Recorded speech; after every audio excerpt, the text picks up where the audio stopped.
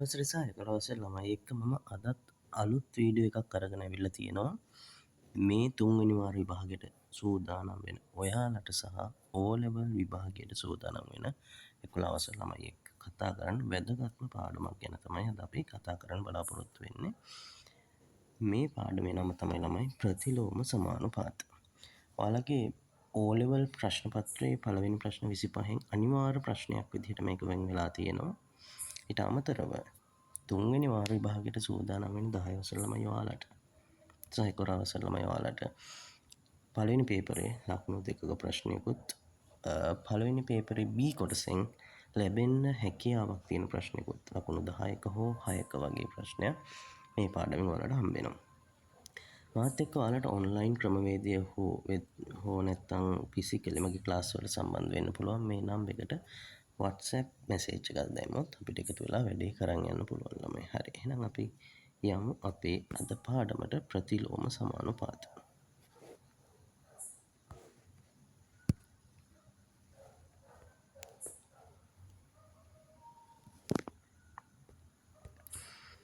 හරි. මේක තමයි පාඩම. ළමයි අපි 9 වසරේදී ඉගෙන ගත්තා අනුලෝම සමානුපාත කියලා පාඩමක්.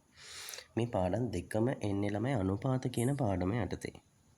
අනුලෝම සමානුපාතයක් කියලා කියන්නේ එක් රාශියක් වැඩි වෙනකොට ඊට සමානුපාතිකව අනෙක් රාශිය වැඩි වෙනවා. නැත්නම් එක් රාශිය අඩු වෙනකොට ඊට සමානුපාතිකව අනෙක් රාශිය අඩු වෙනවා. මෙන්න මේ වගේ ඒවාට අපි කියනවා අනුලෝම සමානුපාත. උදාහරණයක් ගත්තොත් පෑනක මිල රුපියල් 20යි. පෑන් කියන රාශිය වැඩි වෙනකොට මිල කියන රාශිය වැඩි වෙනවා. මේ බලන්න පෑනක් 20යි, පෑන් දෙකක් 40යි, පෑන් තුනක් 60යි. පැහැදිලි නේද? පෑන් කියන රාශිය වැඩි වෙනකොට ඊට සමානුපාතිකව ළමයි මිල කියන රාශියත් වැඩි වෙනවා.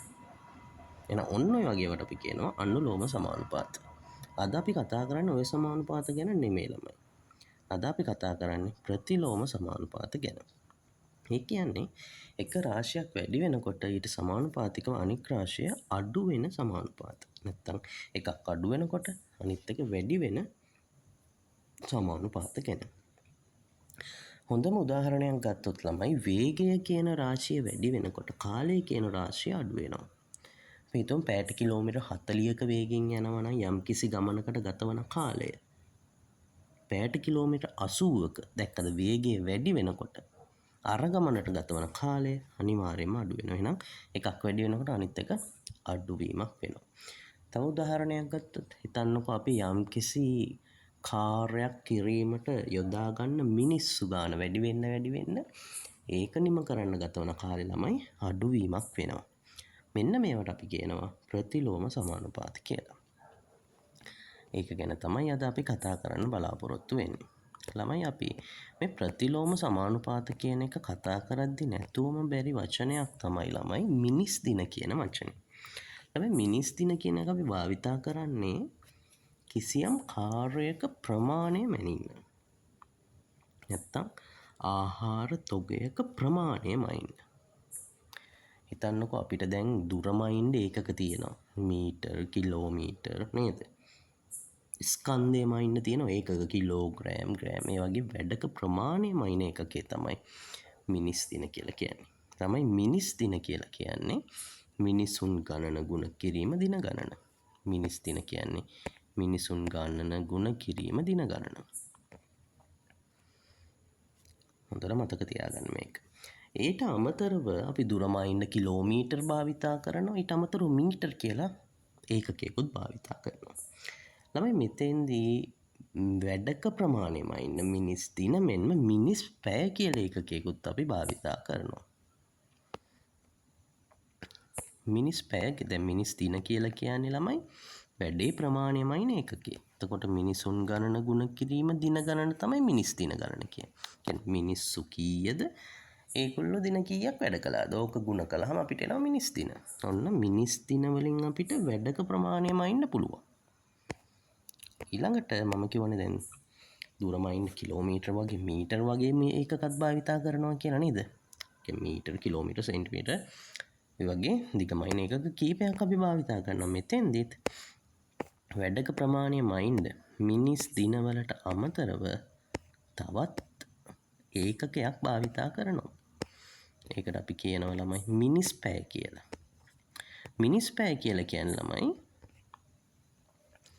මිනිසුන් ගණන ගුණ කරන්න ඕනේ. ඒගොල්ලෝ වැඩ කරපු දින ගණනෙන් ඒක ගුණ කරන්න ඕනේ දිනකට වැඩ කළ පැය ගණනෙන්. හරි. මෙන්න මේ ඒකක දෙකත් එක්ක තමයි ඔයාලගේ මේ ගැටලුව ගැට ගැහිලා තියෙන්නේ. අපි උදාහරණයක් අරන් බලමු ළමයි. දැන් අපි මේකේ තියෙන උදාහරණයක් අරගමුකෝ. ඔයාලගේ පොතේ තියෙන උදාහරණයක්. හරි.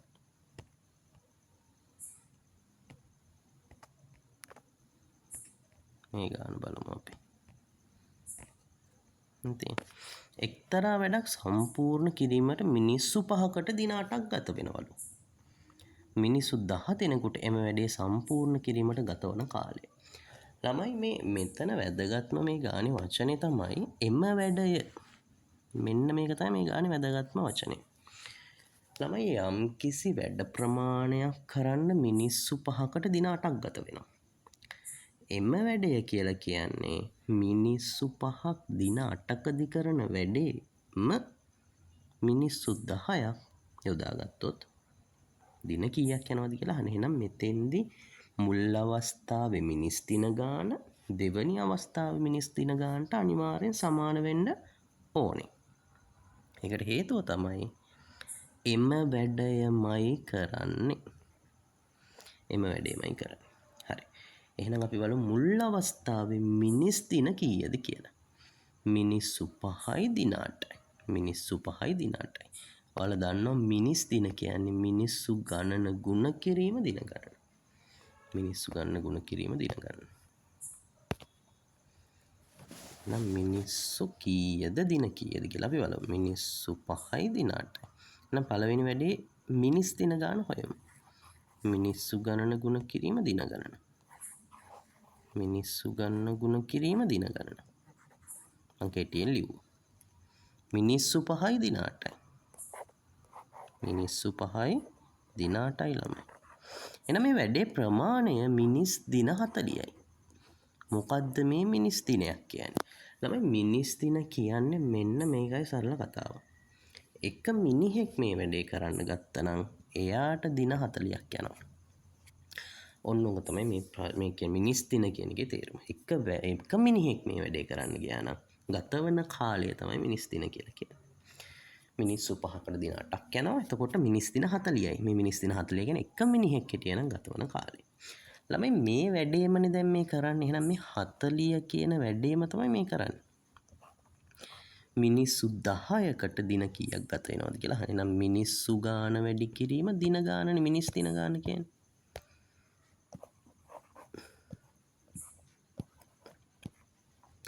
එහෙනම් 40 සමානයි මිනිස්සු 10යි. දින කීයක් ගත වෙනවද කියලා අහන්නේ. එහෙනම් අපි ඒකට මොකක් හරි අකුරක් දාමවයි කියලා දාමුකෝ. දැන් මිනිස්සු 10යි නම් දින කීයක් යනවද කියලා අහන්නේ. මේ 40 වැඩේ කරන්නේ. දැන් y තනි කරන්නේ දෙපැත්තම 10න් බෙදන්න. ළමයි මේ එම වැඩේ කියලා තිබ්බ නිසා තමයි අපිට මේ අවස්ථා දෙකේදී ආපු මිනිස් දින ගණන් සමාන කරන්න පුළුවන් උනේ. මේ 10ට මේ 10 කැපෙනවා y සමානයි 40 10න් බෙදුවම 4යි. මෙහෙම තියන්න එපා කවදාවත්. y කියලා ගත්තේ අපිනේ ඒක දින කියලා ලියලා පෙන්නන්න ඕනේ. දින 4යි යන්නේ. දින 4යි යන්නේ. මිනිස්සු 5ක් දින 8කදී කරපු වැඩේ මිනිස්සු 5ක් දින 8කදී කරපු වැඩේ මිනිස්සු 10ක් යොදාගත්තොත් දින 4යි යන්නේ. පේනවනේ මිනිස්සු ගාන වැඩි වෙනකොට දින ගාන අඩු වෙලා තියෙනවා. ඕක තමයි ප්‍රතිලෝම සමානුපාත වල හැටි. ප්‍රතිලෝම සමානුපාත වල හැටි. හරි. එකක් වැඩි වෙනකොට අනිත් එක අඩු වෙනවා. නෝ මිනිස්සු 10 දෙනෙක් හිටියොත් ගතවන කාලේ දින 4යි. ඔන්න ඔය ආකාරයේ ගැටලු තමයි ඔයාලගේ විභාගෙදී ප්‍රශ්න කරන්නේ. අපි තව නිදසුන් ගැටලුවක් බලමු. එක්තරා වැඩක් සම්පූර්ණ කිරීමට මිනිසුන් 5 දෙනෙකුට දින 8ක් ගත වෙනවලු. එම වැඩේ දින 2කින් අවසන් කිරීමට මිනිස්සු කීයක් වුණාද? මේ ඉතින් ඒකම තමයි වැදගත්ම වචනේ මෙන්න ළමයි. එම වැඩය එහෙනම් මිනිස්සු 5ක් දින 8කදී කරන වැඩේම තමයි. දින 2කදී කරන්න මිනිස්සු කීයක් ඕනේද කියලා අහන්නේ. හරි. අපි බලමු මිනිස් දින දාලා. වැඩේ ප්‍රමාණයමයි මිනිස් දින වල ඉන්නේ.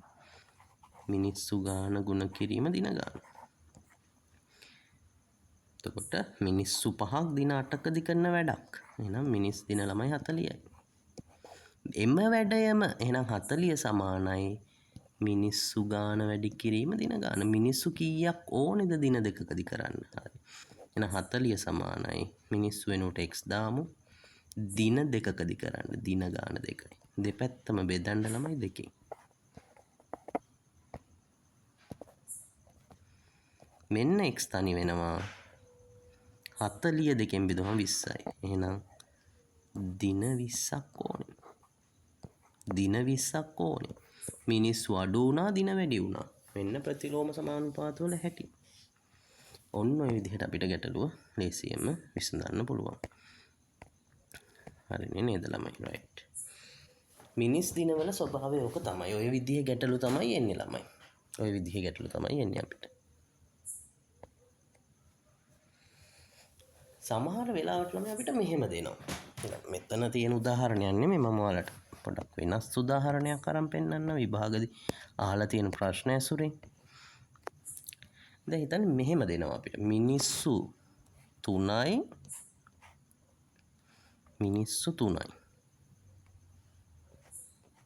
ඒ මිනිස්සු 3 දෙනාට දින 4කදී වැඩක් ඉවර කරගන්න පුළුවන් නේ. හරි. පෙන් අහනවා එක මිනිහෙක් හිටිය නම් දින කීයක් යනවද? එහෙනම් මිනිස් දින හොයමුකෝ වැඩේ ඉවරනේ. මිනිස් දින කියන්නේ මිනිස්සු ගාන වැඩි කිරීම දින ගාන. එහෙනම් ඉතින් කියන්නේ 12යි. මිනිස් දින 12යි. පෙන් අහන්නේ එක මිනිහෙක් හිටිය නම් දින කීයක් යනවද? එක මිනිහෙක් හිටිය නම් ළමයි ගතවන දින ගාන මේකම තමයි. දින 12යි. ඊළඟට මෙහෙම අහන්න පුළුවන්. එම වැඩ ප්‍රමාණයෙන් දෙගුණයක කාර්යයක්. අන්න වැඩේ. මොකද්ද වෙනස් වුනේ? දෙගුණයක කාර්යයක්. එම වැඩේම නෙමෙයි ළමයි. දෙගුණයක කාර්යයක්. එහෙනම් මේ 12 වගේ දෙගුණයක්. කියන්නේ කීයද ළමයි? 12 වරක් 2 24යි. එහෙනම් 24ක කාර්යයක්. මොකද්ද ප්‍රශ්නේ? එම වැඩේෙන් දෙගුණයක කාර්යයක් කරන්න මිනිස්සු 8ක් යෙදුවොත් දින කීයක් යයිද? මිනිසුන් 8ක් යොදවනවා. ගතවන දින ගාන තමයි අහන්නේ අපෙන්. දින කීයක් යයිද? එම වැඩේ නෙමෙයි එම වැඩේෙන් දෙගුණයක්. කියන්නේ 24 සමාන කරනවා මිනිස්සු ගාන වැඩි කිරීම දින ගානට. දැන් මිනිස්සු 8ක් ඉන්නවා දින කීයක් යයිද කියලා තමයි අපෙන් අහන්නේ ළමයි. දාමු අකුරක්. එම වැඩේ නෙමෙයි ඒක වගේ දෙගුණයක් හින්දා තමයි ඉතින් මේ 12 දෙකෙන් වැඩි කළේ. පැහැදිලිනේ. දැන් බෙදමු දෙපැත්තමට. හරි මෙන්න කැපෙනවා ළමයි. මෙන්න කැපෙනවා. නම් y සමානයි 24ටම බෙදුවම 3යි දින 3ක් ගත වෙනවා. ඒ වැඩේෙන් දෙගුණයක් 8 දිනක් යොදවලා කරන්න ගියොත්.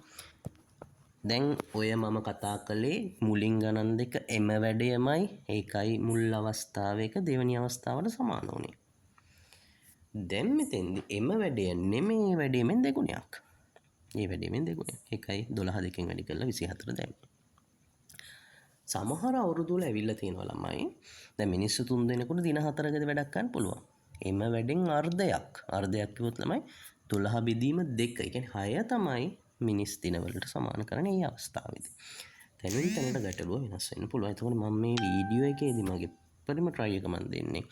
අහන්න පුළුවන් හැම පැත්තකින්ම ඔයාලව දැනුවත් කරන්න ප්‍රශ්න පත්‍රය අහන්න පුළුවන් හැම පැත්තකින්ම ඔයාලව දැනුවත් කරන එක තමයි මගේ බලාපොරොත්තුව. දැන් අපි බලමු තවත් වෙනස් ආකාරයක O level paper එකක ආපු ගැටලුවක්. මේ බලන්න ළමයි මේ ගන්න මිනිස්සු 5 දිනෙකට දින 4කදී වැඩක් කරන්න පුළුවන්. දින 4කදී වැඩක් කරන්න පුළුවන්. එහෙනම් පින් අහන මිනිස් දින කීයද මේක කියලා. එහෙනම් මිනිස් දින ළමයි 5 වරක් 4 20යි. 5 වරක් 4 20යි. එම කාර්යෙන් 5න් එකක්.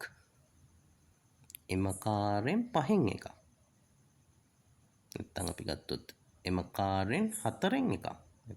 එම කාර්යෙන් 5න් එක. ඔය විදිහට දෙන්න පුළුවන්. එම කාර්යෙන් 5න් එකක් කරන්න මිනිස්සු දෙන්නෙට දින කීයක් යනවද? මේ එම කාර්යෙන් 5න් එකක්. කියන්නේ මකාරය 20යි 20න් 5න් එකක්. දෙගුණයක්වත් භාගයක්වත් කියන්නේ නැහැ මෙතෙන්දි. මේ 20න් 5න් එකක් කියන්නේ කොච්චරක්ද කියලා බලන්න ඕනේ. අල්ලයන් වෙනුවට දාමු ගුණ කිරීම. 20 වරක් එක 20යි 20 5න් බෙදුවම 4යි. එම්ම කාර්යයෙන් 5න් එකක් කියන්නේ 4ක කාර්යයක්. මේක කරන්න මිනිස්සු කීයද දින කීයද? මිනිස්සු දෙන්නෙක්ට දින කීයක් යනවද කියලා අහන්න. එහෙනම් 4 සමානයි මිනිස්සු 2යි දින කීයද? y කියලා දාමු. දෙපැත්තම 2කින් බෙදන්න ළමයි මෙන්න ලස්සනට සුළු වෙලා එනවා උත්තරයක්. y සමානයි 2යි. එහෙනම් එම වැඩෙන් 5න් එකක කාර්යයක් කරන්න මිනිස්සු දෙන්නෙක්ට දින 2ක් ගත වෙනවා. දින 2ක් ගත වෙනවා.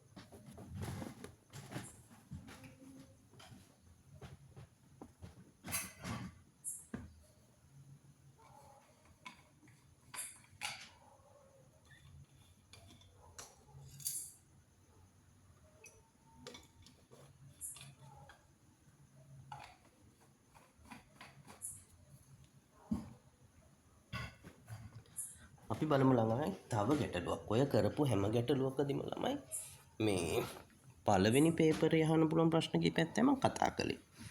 මේ බලමු තව අහන්න පුළුවන් ගැටලුව. පළවෙනි ප්‍රශ්න පත්‍රයේම තමයි මම මේ කතා කරන්නේ තාම.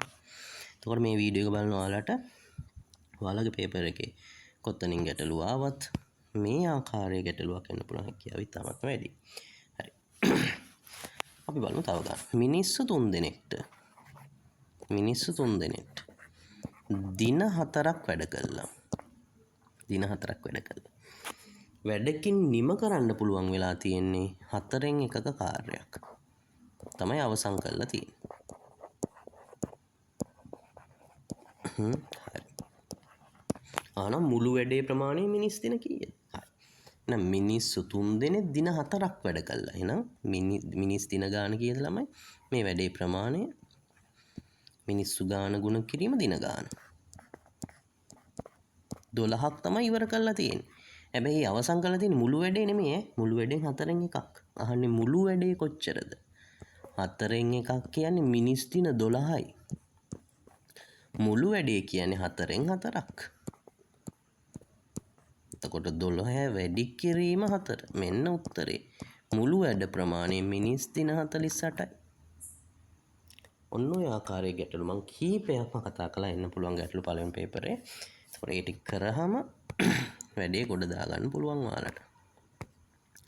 අපි බලමු ඊළඟට අහලා තියෙන ගැටලු. ළමයි මෙන්න තියෙනවා පළවෙනි ප්‍රශ්න පත්‍රයේ B කොටසට අහන ව්‍යුහගත රචනා ගැටලු. වැඩබිමක සේවය නියුතු 41කින් සමන්විත සේවක කණ්ඩායමක් සඳහා දින 12කට සෑහෙන ආහාර ගබඩා කරලා තියෙනවා. ළමයි මේ හැම ගානකම මුලින් ඔයාලට දෙන ආහාර සංචිතයේ ප්‍රමාණය හෝ වැඩේ ප්‍රමාණය. මේ බලන්න මිනිස්සු 40යි. දින 12යි. එහෙනම් මේ ආහාරවල ප්‍රමාණය මිනිස් දින වලින් ඔයාලට ගන්න පුළුවන්. කොහොමද ගන්නෙ? මිනිස්සු ගාන වැඩි කිරීම දින ගාන. අපි හදලා බලමු.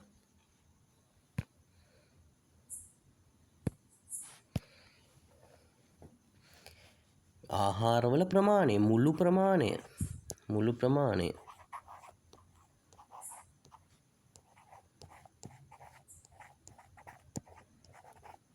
ප්‍රමාණය මිනිස්සු ගාන වැඩි කිරීම දින ගාන මිනිස්සු 40යි දින 12යි 12 වරක් බිංදුව බිංදුවයි 12 වරක් 4 48. මේ ආහාරවල ප්‍රමාණය ළමයි 480යි. මේක හැම ගානකම මුලින් දෙනවා. ඒක මුලින්ම හොයාගන්න ඕනි.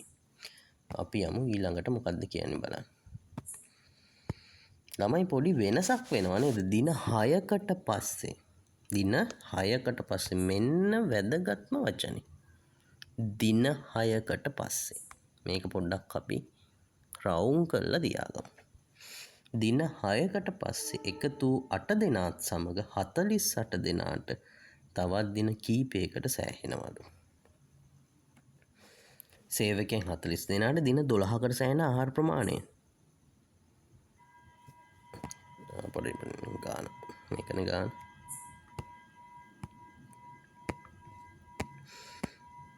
මොකද්ද මේකේ අහන්නේ ළමයි? මෙතන ගාන තියෙන සෝරි. මිනිසුන් 40 දෙනෙකුට දින 12කට ප්‍රමාණවත් ආහාර තියෙනවා. හරි. දින 6කට පසු මෙන්න වැදගත්ම පොයින්ට් එක මෙතන. දින 6කට පස්සේ වෙනසක් වෙලා තවත් 8 දෙනෙකු එකතු වෙනවලු මේ ටීම් එකට. පැහැදිලිනේ? හරි. දින 6කට පස්සේ තමයි ඕක වෙන්නේ. එහෙනම් අනිවාර්යෙන්ම දින 6කට පෙර මේ ආහාර සංචිතය 480 නම් නෙමෙයි. ඒ කියන්නේ පටන් ගන්නකොට 480යි තමයි. හැබැයි දින 6කට පෙර මේ 480 අඩුවීමක් වෙන්න ඕනේ. මොකද අර හිටිය කට 40 දෙනා දින 6ක් මේක කනවනේ. එහෙනම් ඔන්න ඔතන තමයි අපිට ළමයි අමතක වෙන තැන. උන්ටන මතක තියාගන්න වෙනස වීමට පෙර කොච්චරක් අවසන් වුණාද කියලා හොයාගන්න. එහෙනම් අපි බලමු 480ක් තිබ්බා. දින 6කට පෙර නැත්නම් දින 6ක් තුල කොච්චරක් අවසන් වුණාද? මුල් දින 6. මුල් දින 6 තුල අවසන් වූ ප්‍රමාණය. මොකද්ද දාන්නේ? මිනිස් දිනම තමයි. මිනිස්සු දැන් 40යි අර 6 අර 8 එන්න කලින් මේ. දින ඉතින් මුල් දින 6 කියන්නේ 6යිනේ ළමයි. 240ක් ඉවර වෙලා. කෝකෙන්ද 240 ඉවරනේ? මෙන්න මේකෙන්. එහෙනම් අරගොල්ලෝ එනකොට 480ක් නම් තිබ්බේ නෑ. හොයමු දැන් ඉතිරිය. කොච්චරක් ඉතිරි වෙලා තිබ්බද? අලුත් අය 8 දෙනා එනකොට. මුලින් තිබ්බා 480ක්. ඒකෙන් අඩු කරලා දාමු මෙන්න මේ දින 6 තුල පරිභෝජනය කර 240. මේ පිළිවෙල හොඳට මතක තියාගන්න ළමයි. එහෙනම් තව 240ක් මිනිස් දින ඉතුරු වෙලා තියෙනවා මේ ආහාරවල ප්‍රමාණය. දැන් 40ක් හිටියානේ. දින 6කට පස්සේ මේකට 8ක් එකතු වුණා. දැන් ඔක්කොම කීයද ළමයි? 48ක් ඉන්නවා. දැන් බලමු ප්‍රශ්නේ මොකක්ද අහන්නේ කියලා. ප්‍රශ්නෙන් අහන්නේ අපෙන් ඉතිරිව තිබෙන ආහාර ප්‍රමාණය තවත් දින කීයකට ප්‍රමාණවත්? තවත් දින කීයකට ප්‍රමාණවත් කියලා තමයි අපෙන් අහන්නේ. හරි. දැන් බලමු. ඉතිරි වෙලා තියෙන මෙන්න මේ 240ට මිනිස් දින දාලා තව කීයකට ප්‍රමාණවත් වෙයිද කියලා. ළමයි 240 සමානයි මිනිස්සු දැන් 40යි 8යි 48යි 8ක් ආවනේ. දිනවලට y කියලා දාලා බලමු අපි. දෙපැත්තම 48න් බෙදමු. ළමයි මේකට මේක කැපෙනවා 240 48 එකපාර බෙදන්න බැරි නම් 12න් බෙදන්න. 12 වරක් 4 48යි. 12 වරක් 2 24යි මෙතන බිංදුවයි. 24න් බෙදුවාම 5යි. එහෙනම් තවත් දින 5කට මේක ප්‍රමාණවත් වෙනවා. තවත් දින 5කට මේක ප්‍රමාණවත් වෙනවා. ළමයි මේ කරපු ස්ට්‍රක්චර් එක පොඩ්ඩක් මතක තියාගන්න. මුලින්ම අපි කළේ ආහාර සංචිතයේ ප්‍රමාණ චිත්‍රයක් වගේ ඔළුවේ මේ වෙන්න ඕනේ. මෙච්චර ආහාර කන්දක් තියෙනවා 480ක. ඊට පස්සේ වෙනස වෙන්න කලින් කොච්චරක් අවසන් වුණාද බලන්න. වෙනස වෙනවා කියන්නේ දින 6කට පස්සේ මෙන්න එනවා 8 දෙනෙක් තමයි. එහෙනම් දින 6කට පෙර කොච්චරක් අවසන් වුණාද බලන්න. මිනිස්සු 40යි දින 6යි. 240ක් අවසන් වෙනවා. 480ක් තිබ්බ 240ක් කාලේ ඉවර කළා. ඉතිරි වෙන ප්‍රමාණය තමයි මේ තියෙන්නේ. 240. මෙන්න මේකට මිදි දාන්න. කියන්නේ මිනිස්සු ගාන වැඩි කිරීම දින ගාන. මිනිස්සු දැන් 48යි 40කුයි 8කුයි එකතු වුණා 8ක්. දින ගාන බලන්න 240 48න් බෙදන්න. දැන් මේකෙදි අහන්න පුළුවන් තව ප්‍රශ්නයක් තමයි මිනිසුන් ගාන වැඩි වීම නිසා අපේක්ෂිත කාලය දින කීයකින් අඩු වුණාද කියලා. ඒක මේකේ අහලා නැහැ ළමයි. ඒක අහන්න පුළුවන් ගැටලුවක්. මොකද ඒ මිනිස්සු ගාන වැඩි වුණාම කලින් ටාගට් කළානේ ළමයි 12කට සෑහෙයි කියලා. මිනිස්සු වැඩි වුණාම මේක අනිවාර්යෙන් 12ට වඩා අඩු වෙන්න ඕනේ. දින කීයකින් අඩු වුණාද කියලා අහන්නේ. අපි බලමු දින කීයක් ඇත්තටම මේගොල්ලෝ මේක පරිභෝජනය කළාද කියලා. මුලින් දින කීයද ළමයි? අරගොල්ලෝ එන්න කලින් දින 6යි. ආවට පස්සේ 48 දෙනාම එක්ක එකතු වෙලා කාලා තිනවා දින 5ක්. එහෙනම් කාපු මුළු දින ගාන කියන්නේ 6 එකතු කිරීම 5. කීයද ළමයි? 11යි. හැබැයි මුලින් එයාලා එස්ටිමේට් කළා දින 12කට කන්න පුළුවන් කියලා. සොල්දාදුවන් වැඩිවීම නිසා ඒ ප්‍රමාණය අඩු වුණා. දින කීයකින් අඩු වුණාද කියලා අහන්නේ. 12කට හිතුවා පුළුවන් වුණේ 11යි. එහෙනම් දින කීයක් මදි වුණාද? දින කීයකට පෙර අවසන් වුණාද? දිනකට පෙර අවසන් වුණා. ඔන්න ඕක තමයි අහන්න පුළුවන් ඉතුරු ඕකේ ගැටලුව. ඉතුරු පියවර. එහෙනම් අපි දෙවනි පේපර් එකේ අහන්න පුළුවන් ගැටලුවකුත් සාකච්ඡා කළ මෙතෙන්දී උනේ ළමයි දින 6කට පස්සේ යම්කිසි ප්‍රමාණයක් එකතු වීමක් යම්කිසි ප්‍රමාණයක් අඩු වීමක් වෙන ගැටලුවක් තියෙනවා. එවැනි ගැටලුත් එන්න පුළුවන්.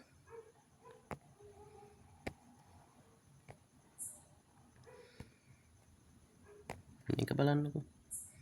මේ තියෙන මං කිව්ව ගැටලුව.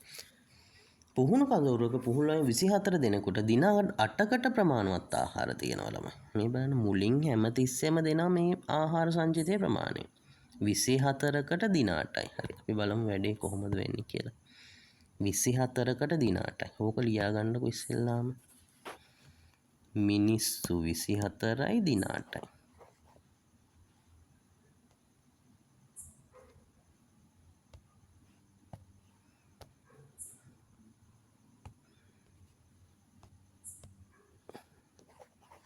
මිනිස්සු ගාන වැඩි කිරීම දින ගාන. මිනිස්සු 24යි දින 8. මෙන්න ආහාර සංචිතයේ ප්‍රමාණය. 8 වරක් 4 32න් 2 දානවා 3ක් ඉතුරුයි. 8 වරක් 2 16 3 19. මෙන්න ආහාර සංචිතයේ ප්‍රමාණය 192යි. දැන් මොකද්ද ළමයි ඔයාලා දන්නවා ඊළඟට කරන්න ඕනේ.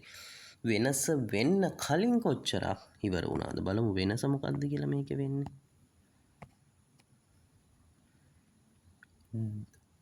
කඳවුර ආරම්භ කළ දින දෙකකින් පසු අන්න වෙනස වෙන්නේ ළමයි දින දෙකකට පසු. එහෙනම් දින දෙකකට පෙර. දැන් දින දෙකක් තුල මුල් දින දෙක තුල මුල් දින දෙක තුල අවසන් වූ ප්‍රමාණය. මිනිස්සු ගාන වැඩි කිරීම දින ගාන ඕකත් එක්කම තමයි වැඩේ යන්නේ. මිනිස්සු කීයද ළමයි? මිනිස්සු ගාන 24යි. මුල් දින දෙක තුල 24යි. දින ඉතින් 2. 24 දෙකෙන් වැඩි වෙනවා 48යි. දැන් අරගොල්ලෝ දැන් වෙනස තමයි මෙතෙන්දි ළමයි එන්නේ නැහැ මේ බලන්න. අසනීපයෝ නිසා 6 දෙනෙක් කඳවුර හැර යනවා. එහෙනම් මේ වෙනස වෙන්න කලින් මෙතන ළමයි 192ක්ම නැහැ දැන්. නේද? එහෙනම් ඉතිරි ප්‍රමාණය අපි හොයා ගන්න ඕනේ. මේ අර කලින් කරපු විදිහම තමයි. 192කින් අඩු කරන්න 48. දැන් බලමු අර 6 දෙනා ගියාට පස්සේ නව තත්වයට මුහුණ දෙනකොට කීයක් ඉතිරි වෙලා තියෙනවද? 2කින් 8ක් බෑ 12න් 8ක් ගියාම 4යි නේද? මෙතන තියෙන්නේ 8යිනේ. 8න් 4කුත් 4යි. එතන 1යි. හරි. ඉතිරි උනේ ළමයි 144යි. පෙන් අහන්නේ මොකද්ද ප්‍රශ්නේ? ඉතිරි ආහාර ප්‍රමාණය નિયમિત දින ගණනට වඩා තවත් වැඩිපුර දින දෙකකට ප්‍රමාණවත් බව පෙන්වන්නේ. මේක කලින් ගැටලුවට එහා ගිය ගැටලුවක්. මම ඒකත් අරකේ කියලා දුන්නා. එහෙනම් මේ ඉතිරි වෙන 144ට මිදි දාමු. 144 කියන්නේ මිනිස්සු ගාන වැඩි කිරීම දින ගාන. එහෙනම් 144 සමානයි 24ක් හිටියානේ. මේකෙන් 6 දෙනෙක් අසනීප වෙලා ගියා ළමයි. අර කාණේ තිබ්බේ ආපු එකක් මේකේ තිබ්බේ ගිය එකක්. ඔන්න වෙනස. 24න් 6ක් අඩු වුණාම 18යි. දින කීයක් මේක කන්න පුළුවන් වුණාද කියලා බලමු. දෙපැත්තම 18න් බෙදන්නකෝ. එකපාර අමාරු නම් අපි මේක බෙදමු ළමයි 6. 18 6න් බෙදුවාම 3යි. 144 6න් බෙදුමු එකට නෑ 14ට 6ව 2යි දෙකක් ඉතුරුයි. 24ට 6ව 4යි. දැන් 24 3ෙන් බෙදන්න ඕනේ පිළිතුර 8යි. දැන් ගාන මෙතනින් ඉවර නෑ ළමයි. මේ 24න් 6ක් අඩු වුණාම 18 දෙනා කෑව දින 8ක්. 24 දෙනාම දින කීයක් කෑවද අමතක වෙයි ඔයාලට දින දෙකක් කෑව ළමයි මේක. එහෙනම් මුළු දින ගණන ඔය උඩ එක අමතක වෙනවා දින දෙක කියන එක මුළු දින ගණන 8කුයි 2කුයි කීයද 10යි මෙයාලා ඇස්තමේන්තු ගත කරලා තිබ්බේ දින කීයකට කන්නද ළමයි 8කට කන්න.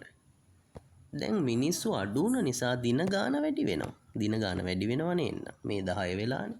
අහන්නේ වැඩිපුර දින දෙකකට ප්‍රමාණවත් බව පෙන්වන්න ඕනේ.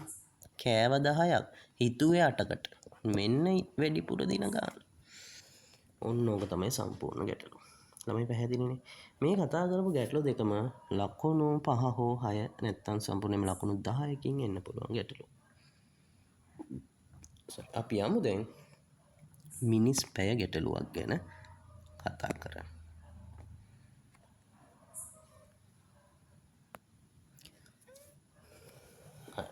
බලමු ළමයි මේ ගැටලුව. එක සමාන ප්‍රමාණයේ පොම්ප 3කින් පැය 4ක කාලයකදී ජල තටාකයක් හිස් කළ හැකියි. දැන් එතකොට මේකේ තියෙන පොම්ප 3ක්. එම පොම්ප 3 යොදා ජල තටාකය හිස් කිරීමේ යෙදුණු නමුත් හරි මම මේක කතා කරන්න මිනිස් පැය ගානක් කතා කරලා ළමයි. මේක කතා කරමු අපි මිනිස් පැය ගානක් කතා කරලා. ඒක මිනිස් පැය මේ ගාන කතා කරලා එතෙන් යනවා අපි. හරි මේක.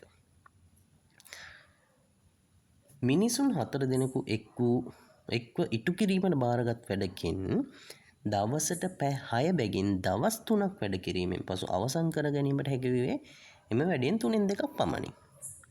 ඉංග්‍රීසි මිනිස් පැයවල සූත්‍රය දීලා තියෙනවා. මුළු වැඩේ ප්‍රමාණය මිනිස් පැය. හරි. ළමයි අපි මේ කරපු එකේ ප්‍රමාණය මිනිස් පැය ලියමුකෝ. මිනිස්සු ගාන වැඩි කිරීම මිනිස්සු 4යි. දින කීයද? දින 3යි. දිනකට වැඩ කළ පැය ගාන 6යි. හරි. වැඩි කරන්න ළමයි 3 වරක් 4 12යි 12 වරක් 6 72යි. මේ 72කින් කළා තියෙන්නේ ළමයි 3න් 2ක වැඩ ප්‍රමාණයක් විතරයි. මුළු වැඩ ප්‍රමාණය කියන්නේ කොච්චරක්ද බලමු අපි එහෙනම් 3න් 2ක් කියලා කියන්නේ 72යි. 3න් 1ක් බලන්න එපා. ඉස්සෙල්ලා මුළු වැඩේ ප්‍රමාණය 3න් 3 හොයන්න කලින් 72 බෙදලා දාමු ළමයි. 2ක් කියන්නේ 72යි නේ. එකක් බලන්න 72 දෙකෙන් බෙදමු. 72 දෙකෙන් බෙදුවාම ලස්සන උත්තරයක් එනවා 36යි කියලා. 3න් 1ක් කියන්නේ 36යි. 3න් 3ක් බලන්න මේ 36 ගුණ කරන්න 3න්. 3න් 3 එකක ගාන දන්න ඕන 3ක ගාන බලන්න. ඉතින් 3න් ගුණ කරන්න එපා. 3 වරක් 6 18 8 දාන එකක් ඉතුරුයි. 3 වරක් 3 9යි 10යි. හරි. වෙයි මුළු වැඩේ ප්‍රමාණය මිනිස් පැය 108යි. ඔවුන් 4 දෙනාම එක්ව. හරි. පසු දින එම වැඩේ අවසන් කිරීමට බලාපොරොත්තු වෙයි. හරි. එතකොට ළමයි 3න් 2ක් කළා තව ඉතුරු වෙලා තියෙන 3න් 1යි 3න් 1ක් කියන්නේ 36යි. හරි. ඒ සඳහා එදින පැය කීයක් වැඩ කිරීමට සිදු වේද? හරි. එහෙනම් මේ 36ට මිනිස් පැය දාමු. අපි බලමු ගැටලුව වෙනම හදන්න.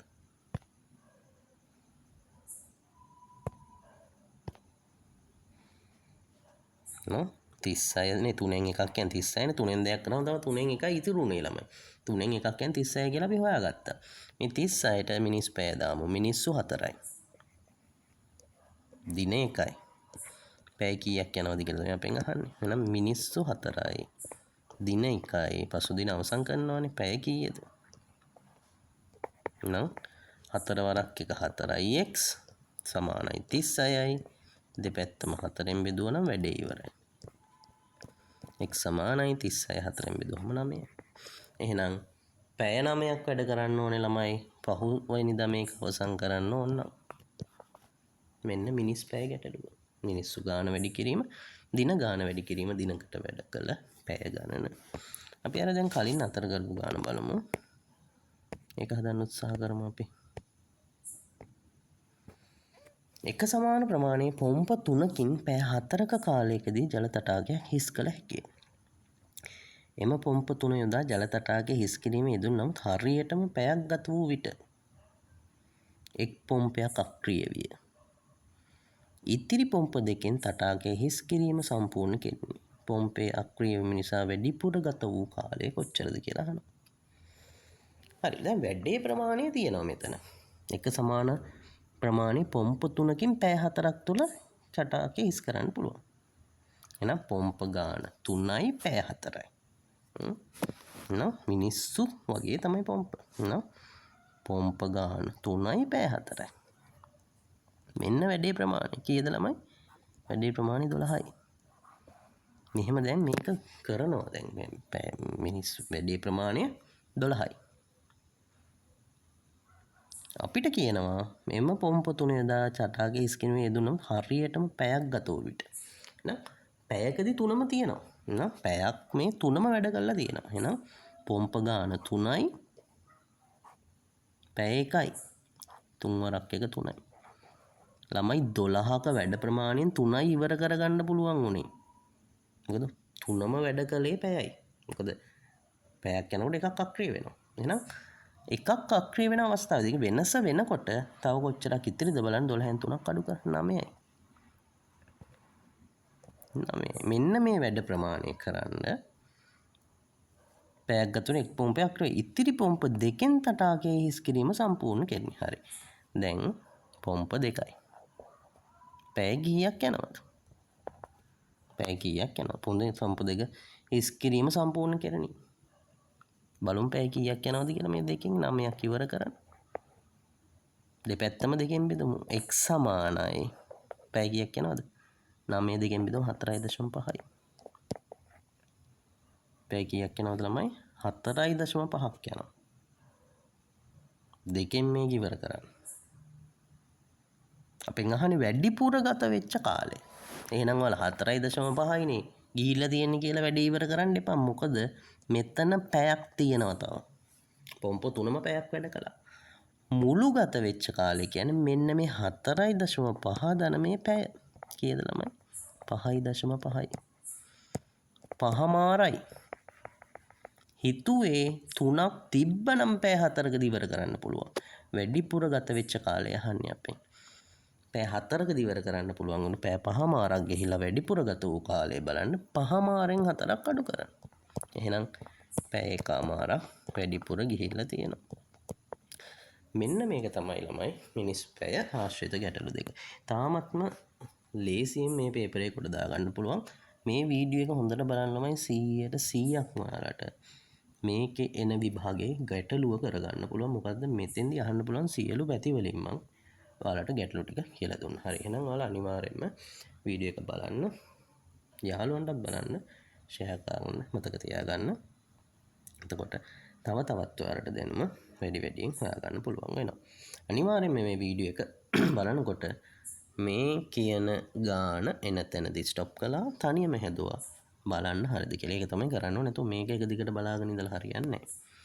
හරි. එහෙනම් අපි තවත් වීඩියෝ එකකින් ආයි දවසක හම්බෙමු. හැම දිනාටම සුබ දවසක්.